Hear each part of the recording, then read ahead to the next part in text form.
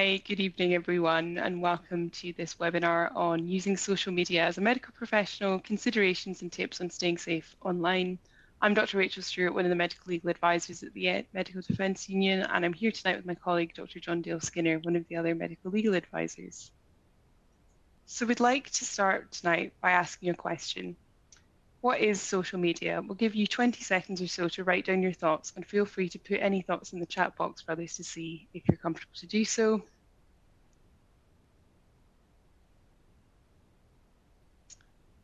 Okay, so what did you write down? Maybe the names of certain platforms and apps like TikTok, Instagram, or X, or maybe you put down a general definition. But what may not have been at the front of your mind is that for the GMC's purposes, it actually encompasses a far wider range of services than might immediately spring to mind. And their guidance actually specifically mentions it includes the use of private messaging. So should we have a look at what they say? Yes, Rachel. So here we go. This is from the guidance that we're going to be looking at in quite a lot of detail today. It's entitled "Using Social Media as a Medical Professional," and here it says that social media includes the use of private messaging, websites, and applications. So, moving on to the next slide, I just thought we'd also add what the GMC's good medical practice guidance states, and that's warning us that communicating privately, including using instant messaging services, doctors need to bear in mind that these messages in private groups can become public. So I suppose, why does this matter? We're aware that social media is increasingly a part of all of our lives. In fact, Rachel this week shared this webinar on LinkedIn.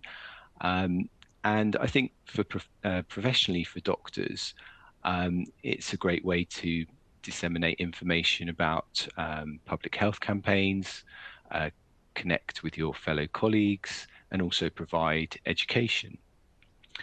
And without qualified health professionals on social media, it would be a place where health misinformation goes unchallenged. And then personally, there's even more broader reasons for using it. So we know that most of us will be using social media in some form or another. And we're certainly not suggesting that you shouldn't be using it or trying to tell you what you should and shouldn't post. However, we do know that a doctor's conduct online and even in private messages with friends, regardless of the platform, can fall under the GMC's remit. Because the GMC expects doctors to follow their guidance in all their online activity, even for that online activity that doesn't involve your work as a doctor, it's important to be aware of what the guidance says and how to follow it. So you might be wondering, well, what about your right to a private life? And your rights, the freedom of expression.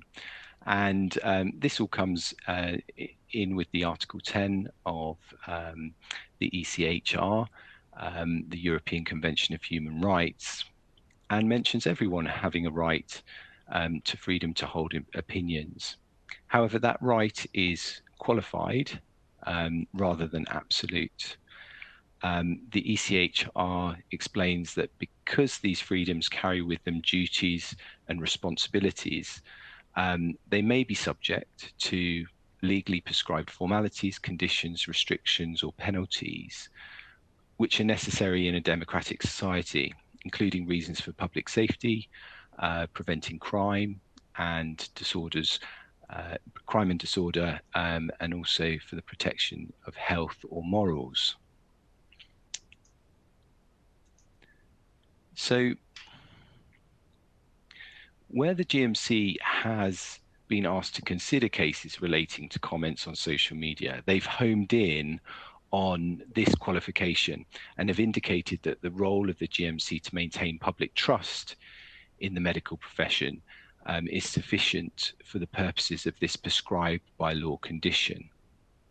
So I suppose I should make it clear at this point that we don't mean the GMC is to go searching in people's private messages as a matter of routine, but rather if the GMC becomes aware of something which could cause a doctor's fitness to practice to be called into question, they're obliged to look into it. And that's why it's important to think about this before posting to avoid further difficulties down the line. Social media is constantly evolving. The GMC's guidance is based on principles to allow for this. However, today we'll look at some of the common issues we see doctors come across through 3 cases, and we'll consider how doctors can respond in line with the GMC guidance. All the cases we will discuss today are fictionalized, but are based on real cases that we see. We'll all be using social media in different ways, different amounts, but I think there is something for everybody tonight. Social media is an area where it's easy to do or say something without thinking about it being viewed by others, and we all need to have an awareness of how to use it and the tools to stop us getting into difficulties. We will have some points throughout the cases where we give you some time to reflect on the cases. We'd really encourage you to put yourself in the place of the colleagues we discussed today, and do make sure you have that piece of paper to hand so that you can write some notes at the points that we ask you to. So we'll start at looking at a fictional medical influencer and explain why, even if you aren't one, you might actually be having more impact than you think. So let's have a look at our first case. Dr. A CT2 working in A&E, makes Instagram posts and videos on TikTok about his life as a doctor and sharing educational content. The educational content covers both clinical conditions and advice to doctors on careers and surviving life as a resident doctor.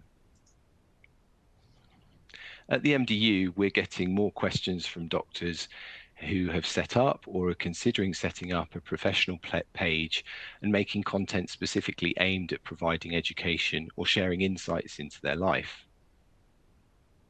We also know many doctors won't consider themselves influencers and might have no interest in using social media in their professional capacity. However, the considerations we'll discuss are important whether you communicate on social media about medical content, and if not. So we've highlighted some of the relevant considerations for Dr. A in this slide, and you'll see there are a lot. And some of these things like conflicts of interest and indemnity will really only be relevant for those of you who are using social media for things like promotion of your services or in a professional capacity.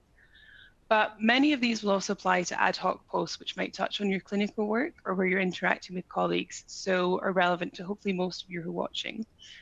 We will be looking at negative or unwanted attention in the next 2 cases. That's something that we unfortunately commonly see at the MDU. But first, we'll go through some of the other ones that are most likely to come up and think about how this relates to the GMC's guidance. So the first one we'll have a look at is that having an online presence brings up the real possibility that Dr. A could get contacted by an individual who isn't a patient seeking medical advice. So if we were to ask you to put yourself in Dr. A's shoes and have a think about what you'd do if this happened to you, give you about 15 seconds to jot down some thoughts, and then we'll have a look at what the GMC says. Okay, so open all of this slide up for you. As doctors, it's natural to want to be helpful, and it can feel awkward to decline a request for help. However, there are a few potential pitfalls here, and one of the issues is that advising individual patients about specific medical problems is likely to establish a duty of care and could allow the patient to pursue a clinical negligence claim or complaint if they're dissatisfied with any advice received, including a complaint to the GMC. It might also be difficult to justify having provided advice to an individual when you have not had access to all the relevant information that you would usually have in a have access to in a healthcare setting. And then also, if patients aren't residing in the UK, that raises even more considerations, because there may be a requirement for you to be registered in that jurisdiction. And unless you've organised indemnity to cover for such work in that jurisdiction, you could be open to criticism and find yourself without support. So for this reason, the GMC has given very clear advice to doctors on this situation. So it can be found in the same using social media as a medical professional guidance. And it says, if a patient contacts you about their health, about their care through your private profile, you should direct them to an appropriate healthcare setting for further support with their query. Another consideration is confidentiality. As we touched on earlier, the same principles of confidentiality apply whether you're communicating offline or online. So when you post personal comments on social media, say about your working day, it's important to be aware of how your comments might be viewed by colleagues or patients, and whether you're revealing confidential information. So most breaches of confidentiality happen inadvertently. For example, when there is patient information in the background of a video. We know a lot of doctors will anonymize cases when discussing them online, but it's important to be aware that this doesn't always avoid all the issues to do with confidentiality. So on that theme, even when discussing a case anonymously, the GMC emphasizes that it may be possible for someone like the patient or someone close to them to piece together the details that are in that video or that post, and then identify the patient in question. The GMC goes on to say in paragraph 20 of their social media guidance to say that doctors must not share identifiable information about patients when using social media unless they have explicit consent to do so. So you might think, well, let's just get consent then. But even with consent, there are considerations and limitations. For example, when will you obtain consent? Will your employer agree to you taking time from your paid employment to undertake something that's not for the benefit, that's only for the benefit of your social media? And like with any other consent, it needs to be fully informed. So patients need to know what information you intend to post about them and where it will be posted, for what purpose, and to what audience. They would also need to be aware that even with anonymization, there's a possibility that they could be recognized from the information given about their circumstances. And you'd need to have a mechanism in place for patients to be able to withdraw their consent if they change their mind later. Also, where would you record the discussion around consent, given it's not being obtained to assist them, to assist their formal clinical care? And even if you did have all of that in place, it may still be the case that your employer would take issue with you using patient information you had come by in the course of your employment for your own social media purposes. Which brings us on to one of the other risks for Dr. A, the fact that these posts have a wide reach and could be viewed by his employers and colleagues. I'll pass you over to Rachel to look at this. Thanks, John. So, as we said, as well as use of work time to obtain the consent, we might be concerned more generally about the posts and comments being made at times when doctors are at work. So, for example, they might be concerned about the hospital's premises being used as settings for a photo shoot, or the inappropriate use of hospital equipment as props in videos. It might be possibly of infection control concerns. So, for example, there are areas where your personal smartphone shouldn't be used. And finally, employers might be worried about the potential for complaints from patients or relatives who happen to be in the background of any content you post or who are subjects of the content. So with all of these possible problems in mind, our advice would be that it's sensible to check with your employer before posting work-related content that might involve their resources and find out if there are any relevant policies. So think about the actual content of the post. We're sure most of you are aware that the emphasis the GMC places on recognising and working within the limits of your competence. And in keeping with this, you need to be sure that when discussing medical issues online, you're appropriately qualified in and knowledgeable about those areas. The GMC also expects doctors to be able to substantiate and justify anything they write, so it's important to take reasonable steps to make sure the information you're providing online is correct and doesn't leave out things that are relevant. Finally, they explain that trust can be damaged by the perception that a medical professional might be prioritising their own interests above patient care, even if you as an individual doctor are confident their interests have no influence over the way you practice. So it's important to declare any conflicts of interest. So that in their guidance on using social media as a medical professional in terms of being honest and trustworthy, they're clear that if you're using social media to advertise your services or use your professional position to promote or endorse products, you need to be open and honest about any interests you have that might influence or could be seen to influence the recommendations you make. They also highlight that doctors must comply with relevant law guidance and regulatory codes, including those from the Committee of Advertising Practice, the Advertising Standards Authority, and the Competition and Markets Authority. So that brings us on to the ASA code.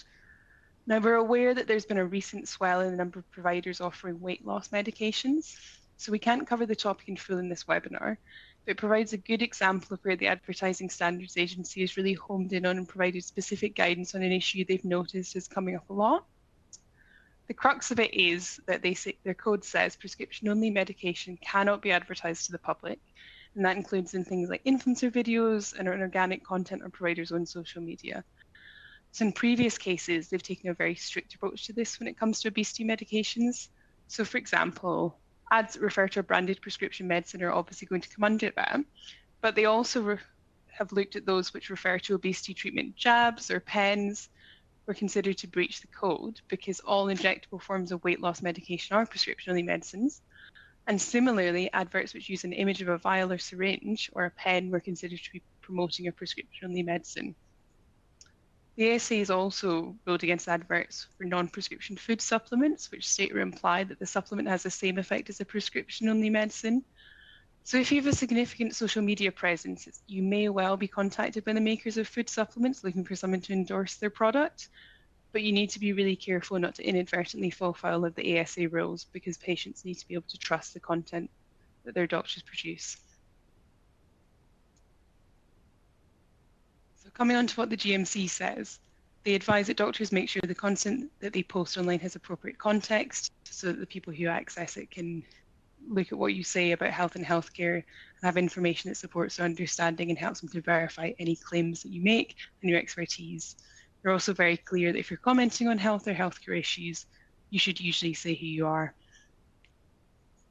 So, for example, how can you do that? While linking to things like NHS guidance or other patient guidance. And as I said, if you're commenting on issues relating to health, you should say who you are. Sometimes doctors will use pseudonyms on their personal social media to protect their privacy. It's important to be aware that in many cases, even content uploaded anonymously can be traced back to its origin. And the purpose of using a pseudonym in your personal social media is not to avoid acting in accordance with the GMC's guidance, but rather to avoid patients finding your account. There's more detailed guidance from the GMC on conflicts of interest, cosmetic interventions, and prescribing. These may well be applicable, so make sure you're familiar with them if you think that what you're doing on social media touches on this. MDU members can also seek specific advice on this. And with that, I'll pass you over to John for one of our final considerations. Yeah, so interactions with others. I'm aware that we've discussed a lot of considerations already, but this next one we're going to talk about is one that's likely to apply to anyone engaging in dialogues online through comments, messages, or posts on forums, even if you're only using the social media in a personal capacity. I think we've actually had some questions along the lines of this, so I hope it answers those questions. The GMC expects doctors' communication online to meet the same standards that would apply face-to-face. While there will be likely occasions where you strongly disagree with the posts of other individuals or an organization, it's important to be measured in any interactions. And so here's a reminder on the next slide of what the GMC says. So first of all, from good medical practice, doctors must treat colleagues with kindness, courtesy, and respect. And then the second one from their social media guidance, you must not use social media to abuse, discriminate against, bully, harass, or deliberately target any individual or group. They also emphasize that the same laws apply to online communications as verbal and written. So laws concerning copyright, defamation, discrimination, and harassment.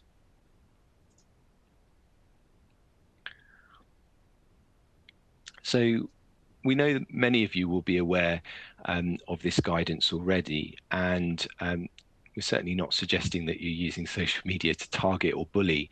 However, we're highlighting this because communicating online can mean that the context which might be apparent when communicating with someone you know well face to face is lost. And as mentioned earlier, the reach of what you post can be much wider than you've intended. And we do see cases where doctors have found themselves in difficulty when comments they've made have appeared critical of colleagues or patients. So let's return to Dr. A to look at how this might cause some problems. So Dr. A's clinical supervisor had emailed him to say they'd been made aware of several TikTok videos. And in one video that was filmed whilst he was on shift in A&E, Dr. A had talked about what a great day he'd had as he was looking after a young woman with Addison's disease, and he hadn't come across this before. In another video, Dr. A told his followers that it had been a tough day, as most of the other SHOs in the department seemed to always be on holiday, which he had to make up for by seeing more patients. So the Dr. A's clinical supervisor invited him into a meeting to discuss these. So again, we'll give you 20 seconds or so to jot down some of the pitfalls that you think Dr. A may have fallen into based on what we've just discussed, and then we'll look back at this case. Okay, so what did everyone think? I've just put the slide with the case back up, and then we'll go through each of the ones that we'd identified, and you can let us know if you identified any other ones as well. So firstly, posting at work, confidentiality, public perception, and then finally treating colleagues with kindness, courtesy, and respect. So as we said, Dr. A has been posting at work, and it's become clear that the trust wasn't aware of this. In terms of the first video, which is filmed by A&E, we're concerned that potentially this patient could have been identified. Addison's disease is quite an uncommon condition, and especially if he was working in a small hospital, it's possible that the patient might have been able to identify themselves. The other video where Dr. A told his followers that it'd been tough days, most of his other SHOs were on holiday, could be perceived as critical of his colleagues. And then if we look at it all together, there's a concern that this video, especially if it was identifiable which hospital he was working in, could cause there to be concern about public perception. So what happened next? Dr. A met with his supervisor, who explained that the patient had seen the TikTok and had complained to the hospital that they recognised the case.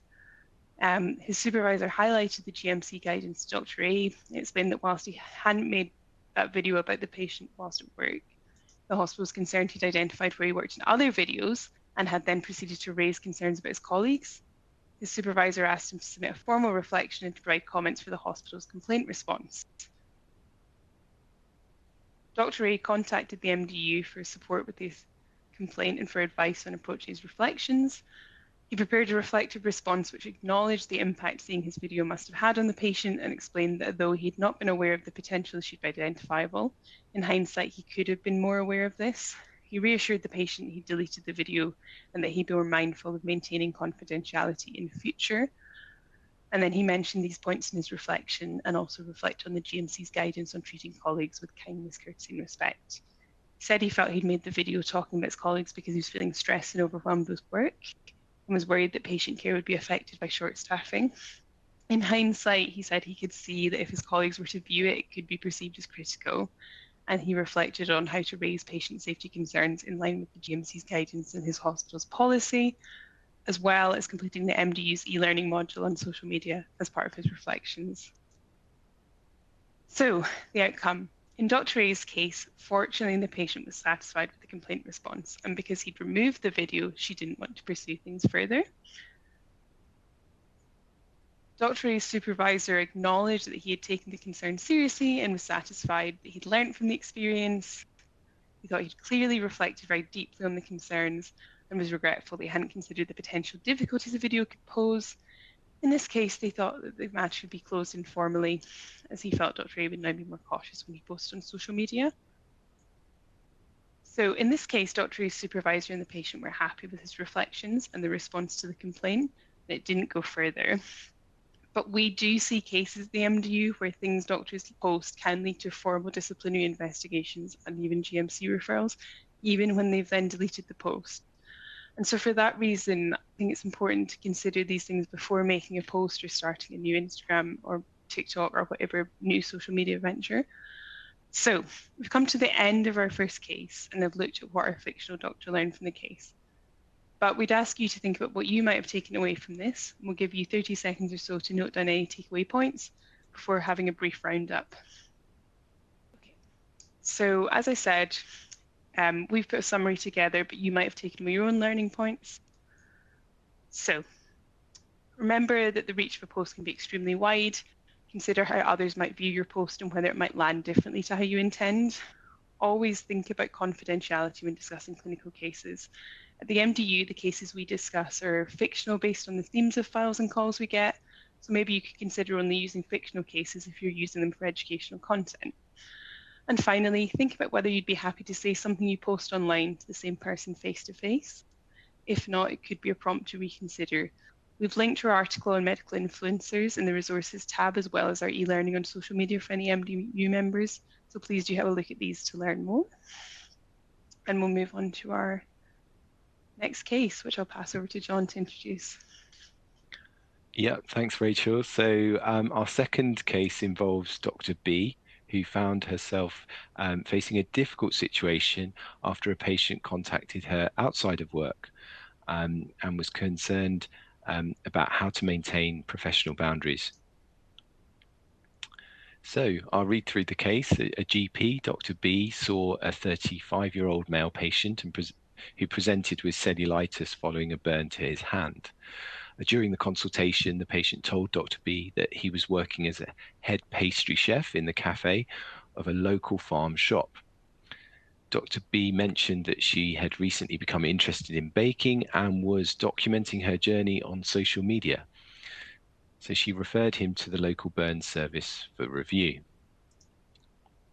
A few weeks later, Dr. B received a follow and a message request from the patient to her baking Instagram page, B Bakes Cakes.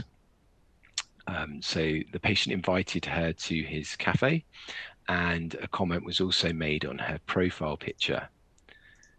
So that's what Dr. B received, the follow request, the compliment, and then the invitation to sample his baked goods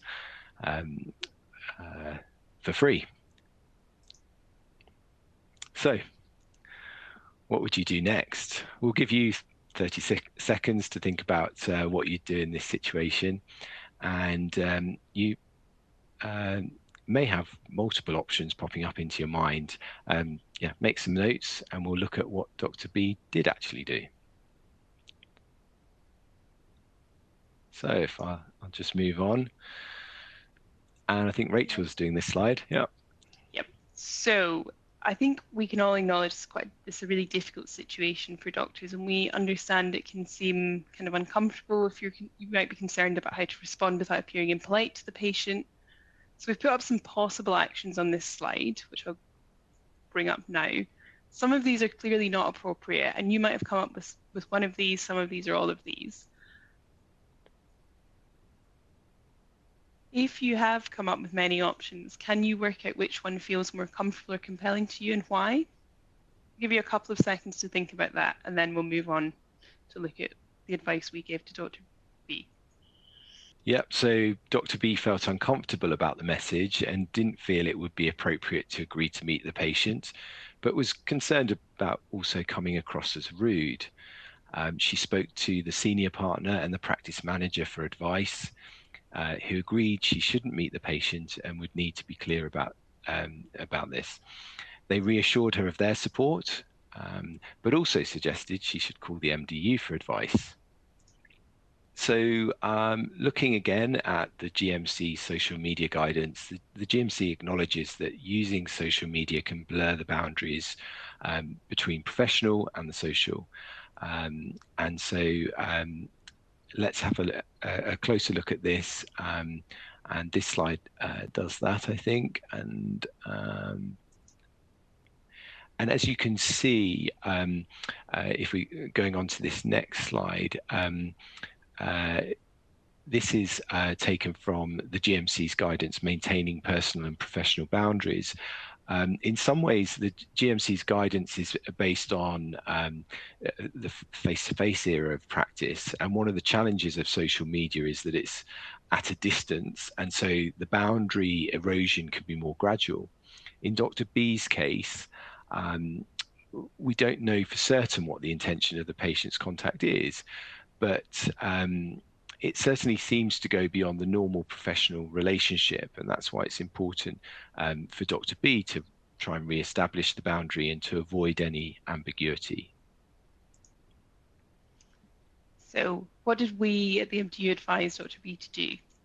So the MDU advisor suggested that Dr. B politely but clearly explained to the patient that the follow request and message weren't appropriate because she was his doctor, and suggested that she decline the follow request. And I can see that a lot of you have said something similar in the comments. The advisor suggested that Dr. B keep a record of the messages and her explanation to the patient, and to make her practice aware of this. This is so that if the patient did persist and things escalated, she would be able to justify any further action. If you're working in secondary care, you should follow any hospital policy for reporting inappropriate contacts from patients. And finally, the advisor suggested that Dr. B review her privacy settings. So in this case, Dr. B already had her profile set to private, but she did have her full name and the time she lived in her bio. And as we mentioned earlier, sometimes doctors use a pseudonym to avoid patients finding their account, but that doesn't change the need to follow the GMC's guidance. So the outcome. A few weeks later, the patient saw another GP to follow up on his injury, and he told them that he wanted to apologise to Dr. B if his messages caused her concern.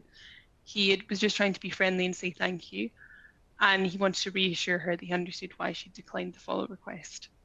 So again, we'll ask you to put yourself into your colleague's shoes and think about, if you were Dr. B, what are the key takeaways from this case? I'll give you about 20 seconds to think about that and write down what you learned. So in summary, make sure to follow the GMC's guidance regarding professional boundaries, bearing in mind that it was really written in the sort of pre-internet age, or it was based on guidance that was initially written in the pre-internet age, I should say. It has been updated more recently. Keep records of any unwanted interactions. Seek advice from the MDU if you're a member, and keep an eye on your privacy settings for accounts that you want to keep personal. Again, we've linked an article to support our learning so far, so do have a look at this. You can find them on our console or also by visiting mdu.com. So we'll move on to our final case and look at Dr. C, who find themselves facing some negative feedback.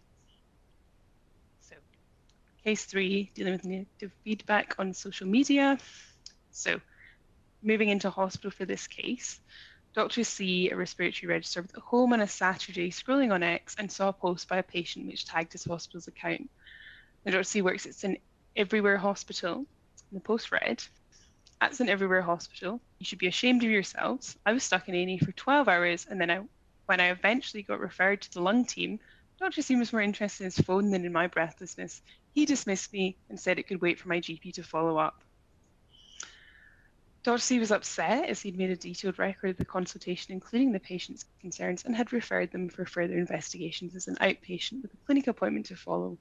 He had been on call for respiratory during the time he was seeing the patient, and so had needed to answer the on-call phone during the consultation, but thought that he had made this clear to the patient. So we'll again ask you to think about what you do next. Give you about 20 seconds to think about this, and then we'll have a look at some possible options. We know that for those of you who are in general practice, what you do is likely to be different. So consider what you would do if this was instead a patient tagging a surgery account and mentioning a concern about you, as we'll look at some of the steps for both primary and secondary care.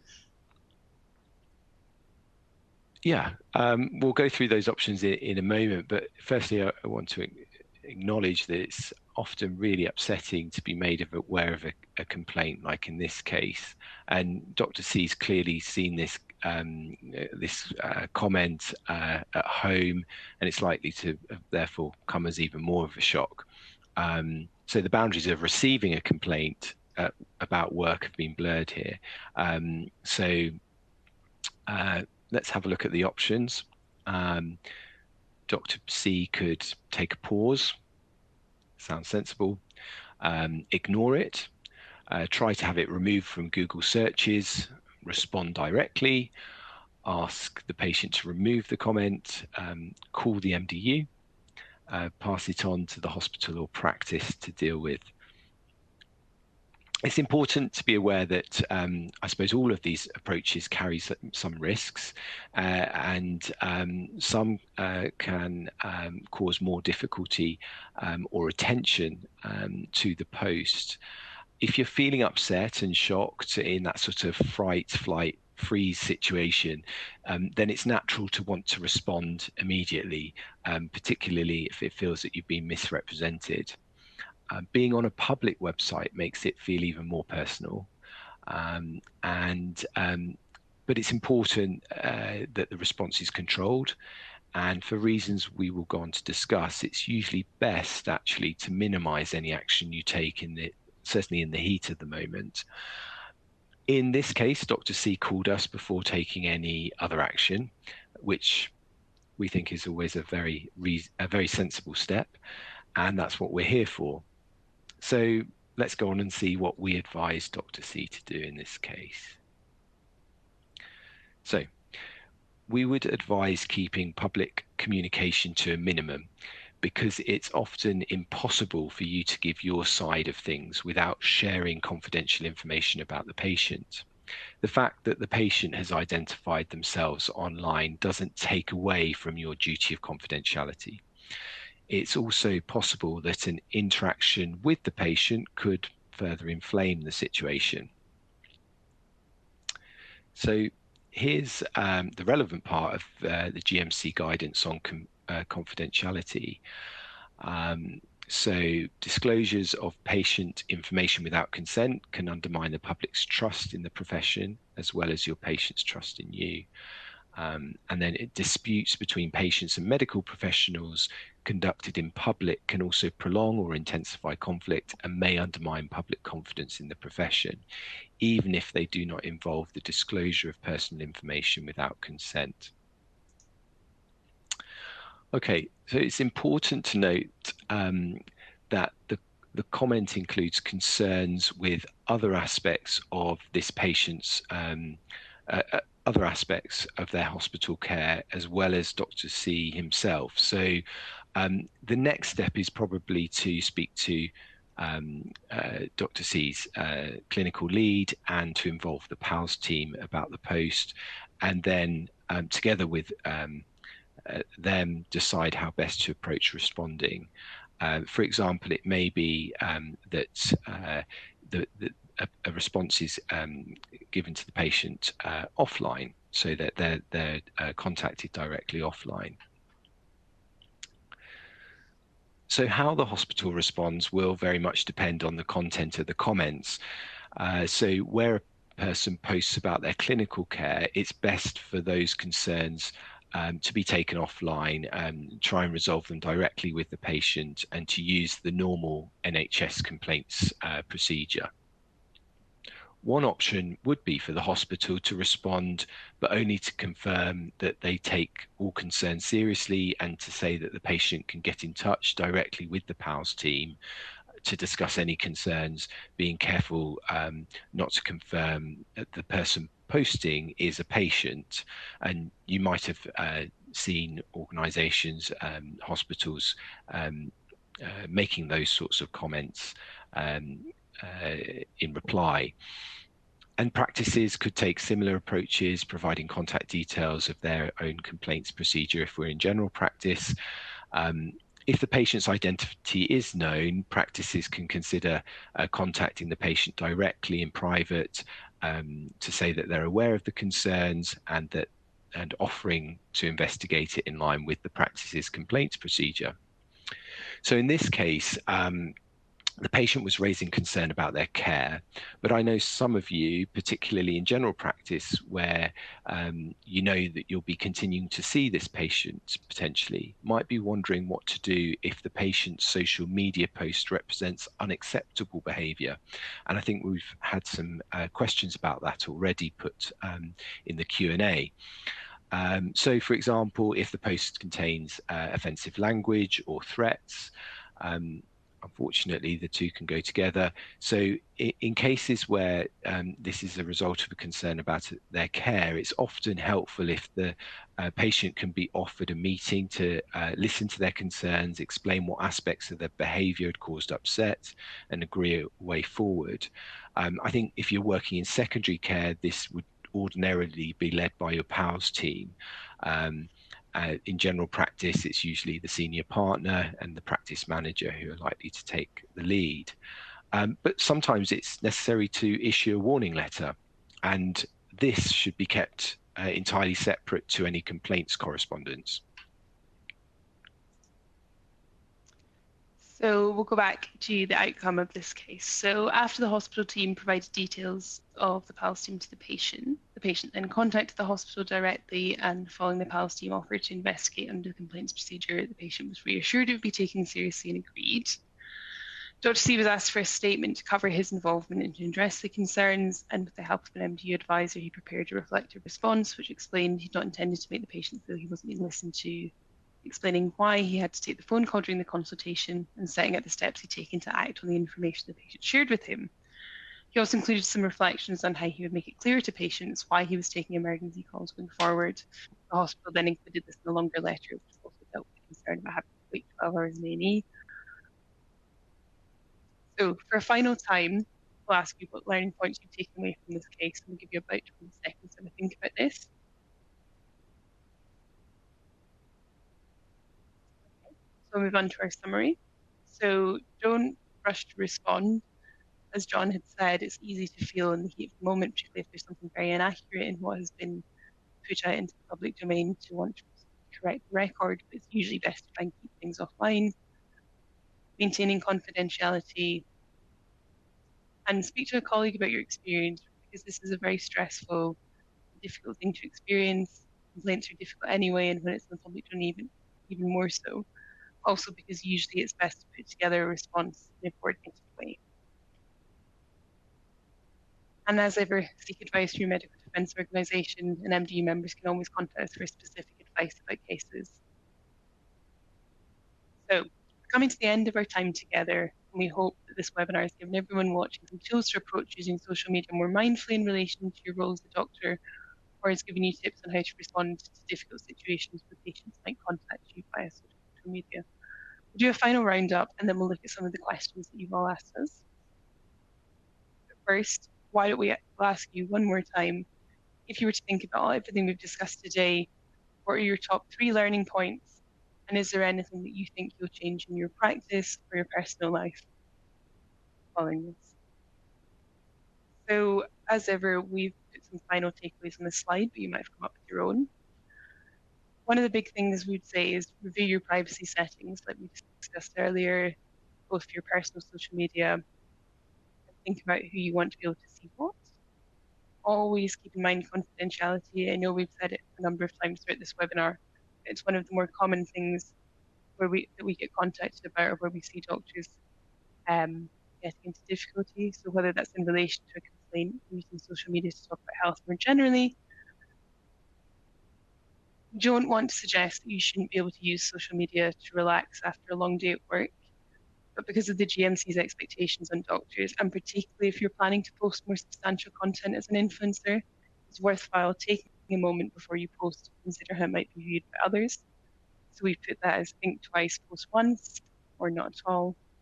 And finally, remember that you can always seek advice from the MDU and from your colleagues. We can always offer specific advice and guidance to members. And as we've highlighted earlier, we do have articles in e-learning covering some of the topics we discussed today.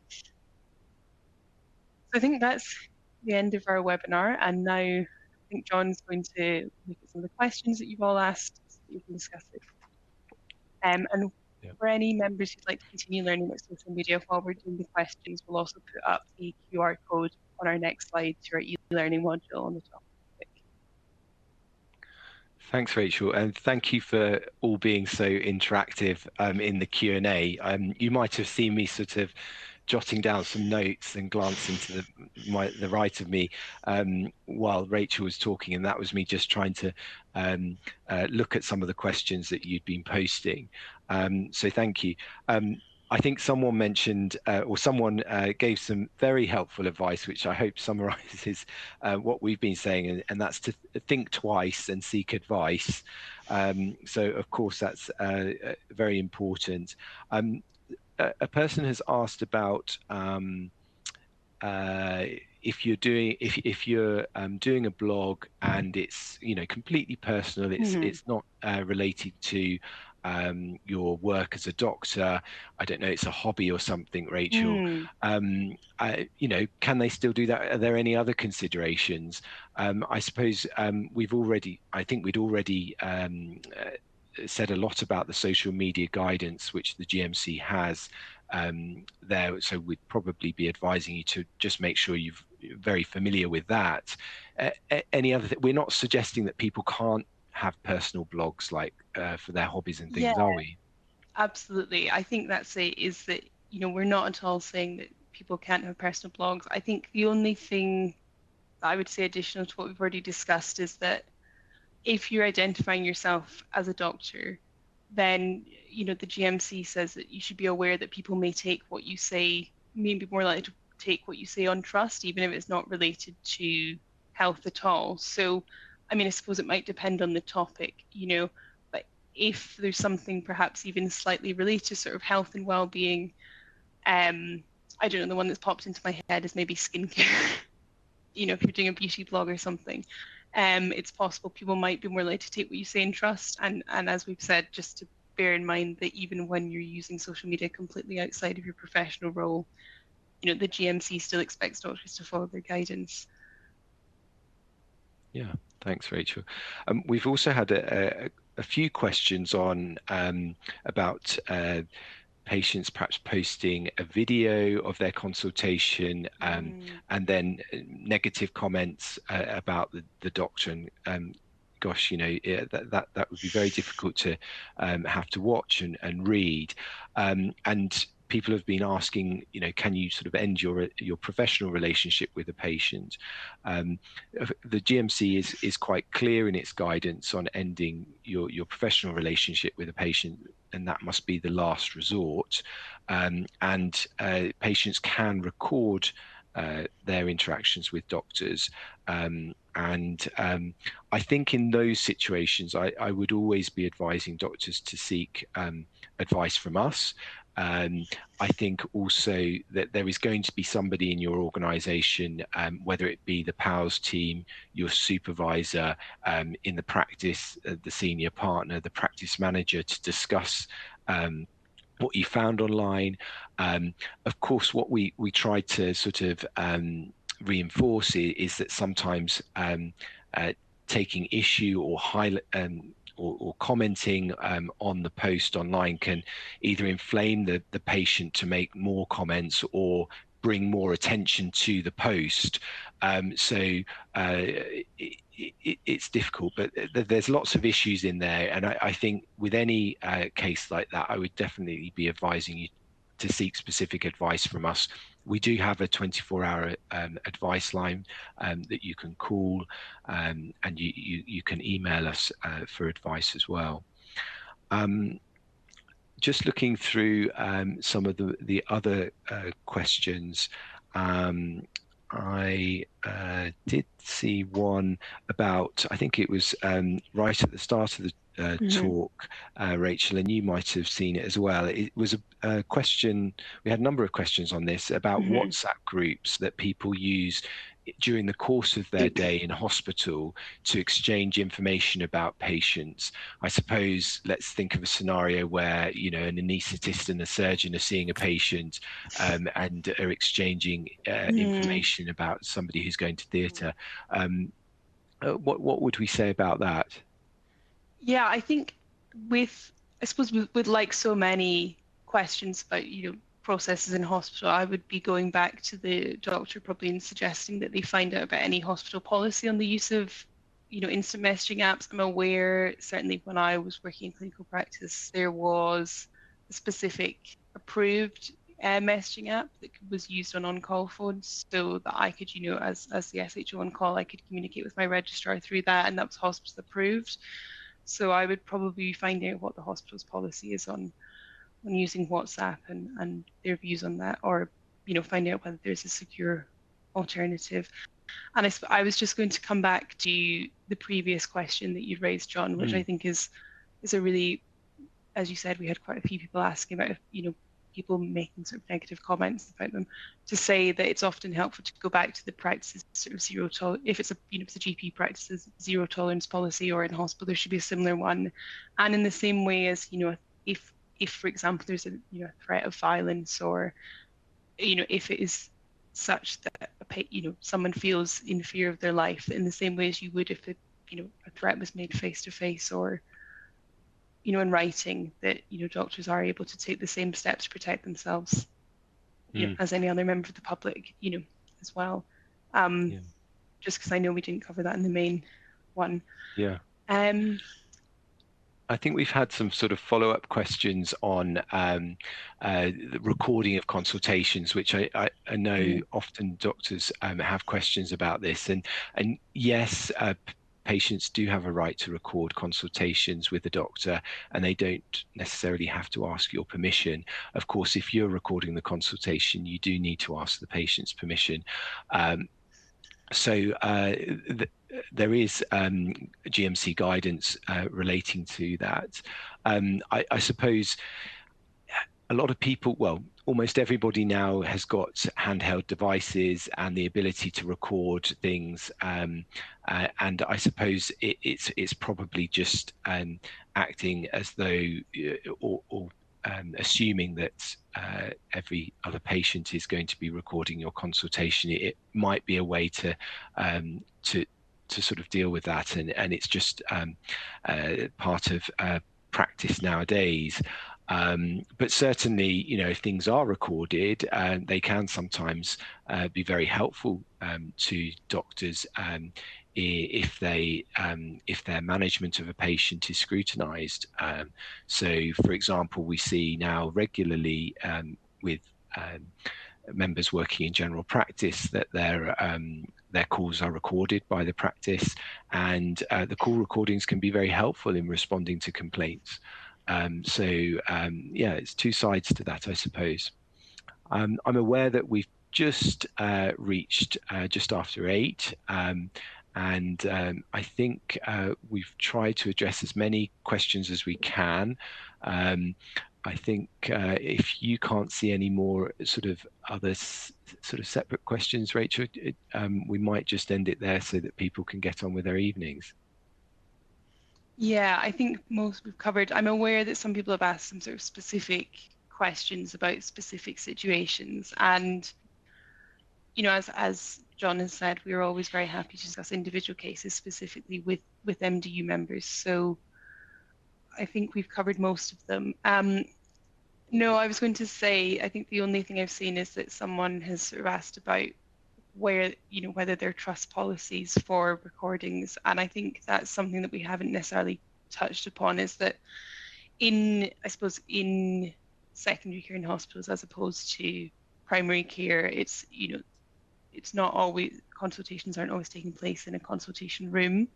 And so I'm aware that many hospitals do have policies about recording in hospital because of the fact that it's very likely that other patients may be identifiable in a way that's different to when it is just yourself and a patient in a private consultation room in general practice. So yes, I would be definitely find out about any trust policy. And I suppose if you do become aware there is a recording by a patient and you're working in secondary care, my advice would be to sort of escalate that to your, clinical lead for the PALS team to consider how best to address. So with that, I will. Yeah. Very, very helpful clarification on that, Rachel. Thank you. Thank you to all of you for joining us. Do keep an eye out for any other webinars we're doing over the upcoming months. Our next webinar is on 26th of March on AI and consent. And we'd also like to let any international medical graduates watching know about our Thrive in the UK conference, which takes place in Manchester on the 30th of April. So that will be a full day of expert insights and interactive sessions. I believe a link to more information is on the bottom left of your screen. Yeah, do look out for those things. But from me, that's thank you and have a lovely evening. And from Rachel. Thank you for joining us. And yeah, we look forward to learning together soon.